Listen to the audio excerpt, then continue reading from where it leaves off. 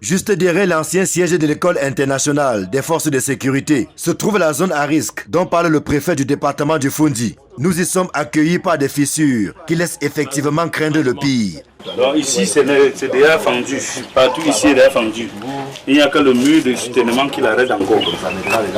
Ici, une dizaine de chambres et studios sont sous la menace directe d'un éboulement. À notre passage, un seul locataire est présent. Les autres sont allés vaquer à leurs occupations. Je suis là parce que je veux chercher l'argent et va partir. Non, il y a trop de danger avec tous les fentes ici. Ça c'est le truc de jeudi soir, après la pluie là. Dans la pluie de jeudi soir. Et en bas, il y a plus de vingtaine de maisons qui sont en danger.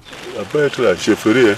Mais c'est en contrebas que la menace est plus sérieuse. Ici, plusieurs maisons d'habitation ont poussé comme des champignons, malgré la dangerosité du site. Nous sommes juste en contrebas de l'ancien siège de l'Œil Force, carrément au pied des premières maisons qui sont concernées par la zone indiquée par le préfet du département du Fondi. Ici, évidemment, les populations ont pleine conscience qu'il y a un réel risque, tel une épée de Damoclès qui pèse au-dessus de leur tête.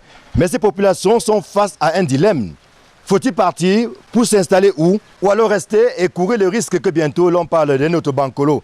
Parce qu'en cette période de rentrée scolaire, où on n'a même rien, vous allez demander à un parent aujourd'hui de déguerpir. Comment va-t-il commencer? Il va où? Ce n'est pas dit qu'on va rester là.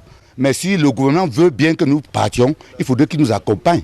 Mais il n'y a pas que derrière l'ancien siège de l'Œil Force que les populations côtoient le danger au quotidien. Un peu partout sur divers flancs de collines, au quartier Ebama, situé juste en face de l'hôpital général de Yaoundé, le pire peut arriver à tout moment du fait des constructions anarchiques dans des zones potentiellement dangereuses. Les gens sont venus construire là en haut. Quand je dors la nuit, je n'arrive pas à dormir profondément. Quand l'écroulement va venir de là-bas, ça va venir écraser ces enfants. Et vous les gens de devant, quand vous laissez les choses comme ça là, nous au quartier, on n'a pas la bouche pour parler. Comme de l'autre côté, voilà les gens sur les flancs de collines, les escaliers qui se coupent derrière, voilà les gens qui déménagent de l'autre côté.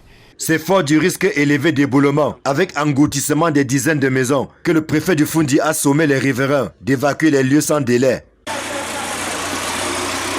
Dans la capitale économique, précisément derrière le parcours Vita, dans le 5e arrondissement de Douala, c'est la sortie de terre de plusieurs bâtiments à cet endroit qui suscite des inquiétudes. Il y a quelque temps pourtant, une clôture construite ici avait cédé, sans que cela ne serve visiblement de leçon aux occupants des lieux. Nous sommes pourtant à la lisière d'une zone marécageuse qui normalement n'est pas susceptible d'occupation. Il est donc temps que les autorités de la ville s'y penchent sérieusement avant que les mêmes causes ne produisent les mêmes effets, surtout avec les fortes pluies qui s'abattent dans la capitale économique. Demain sera peut-être trop tard, malheureusement.